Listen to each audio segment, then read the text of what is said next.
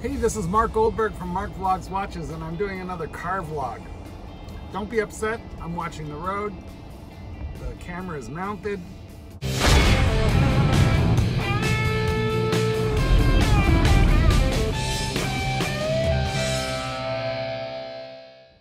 The quick wristwatch check is, my typical work watch, the G-Shock world time that I like to call the toilet oak.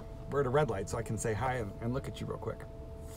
Well, this is a topic that's been on my mind lately, and it's watch dissatisfaction. I have watch anxiety to the point where sometimes what I'm looking to do is to add a new watch to the collection to reduce the anxiety, to scratch the itch, but more along the lines of trying to find the one watch that'll calm me down a little bit, about horology. Again, at a red light. Other times, my tactic is to take most of my watches and lock them up in the bank vault, so I only have a couple at home. So I reduce my choices down to very few choices. Right now, I have 5 watches at home, 4 in the winder, and this one that I rewind by exposing it to light or sticking it in the windowsill. The 4 at home right now are the Zenith or Zenith El Primero, the Rolex 50th anniversary, a Breitling steel frisch chronograph,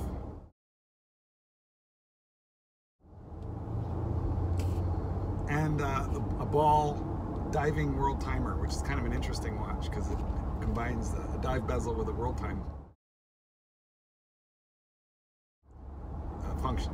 Very unusual, but I like it. It has tritium tubes. So it's a great. I worked to the movies last night because you can glows constantly. However, this morning I woke up with the sort of tiredness of the entire watch game. The watch anxiety, I think, is at least right now at the moment seems to be getting the better of me, and I'm down to where I feel like, wouldn't I be better off with one work watch and one good, robust, everyday kind of watch, but that's a good one. And then I think, okay, which of my beaters would I want if I go down to the one beater? And it would probably be, this G-Shock. And I think, what would be the one out of the, the guys who know my channel the best know that I do not really know how many watches I own, which is probably part of the sickness. But then I think, which of the watches that I have either at home right now or in the bank vault would I keep if I was going down to a 2-watch collection? It wouldn't be a beater and a dress watch. It wouldn't be a, like a diver and a dress watch, because I really don't own a dress watch. In fact, the Zenith El Primero is probably the dressiest watch that I own, and that's really, I think, considered more of a sports watch. But where I'm at psychologically right now is thinking, what if I just got rid of everything, Okay, I'm parked, we can talk. So what if I were to just get rid of everything? Would that reduce anxiety? In other words, quit the watch game. Now, I don't have YouTube anxiety. I'm not worried about quitting YouTube. I like YouTube. I want to stay with you guys. I don't have watches because of you. I have you because of watches, if that makes any sense. I feel like there are some channels who just stay in the watch game specifically so they can keep the YouTube thing going. But in reality, for me, it's the other way around. The constant spinning of my brain around watches gives me so many thoughts that I need a place to express them. So that is on a WhatsApp group I have with the watch glitterati. Yeah, I'm on a YouTube, I'm on a WhatsApp group with about 10 hobros, horology brothers, and we're all day long and half the night, talking watches. We are not well people. There's some form of sickness here. But I really think, would I be better off if I just got rid of all the watches and just sold them? And sometimes what I do is pretend that I've done that by locking them up in the box. but I'm pretending. Now, I also feel that there are some things that I absolutely need to sell, and I hate selling things, but I have a watch up right now on eBay.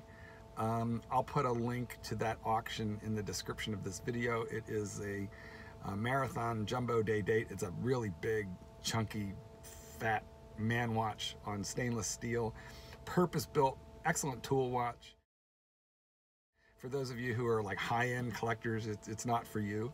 But if you like your Seiko Turtles and that level watch, this is a thing of beauty. I'd say it out-marines a Marine Master, a Seiko Marine Master, for example.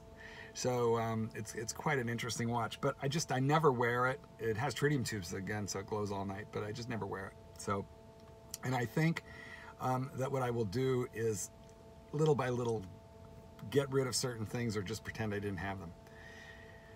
So here's a couple things I'd like you to talk to me about in the comments. Am I the only one who has watch anxiety to the point where, you know, you need to put them away and take a vacation? Like, do I need a watch vacation, or do I just need to sell everything, keep two?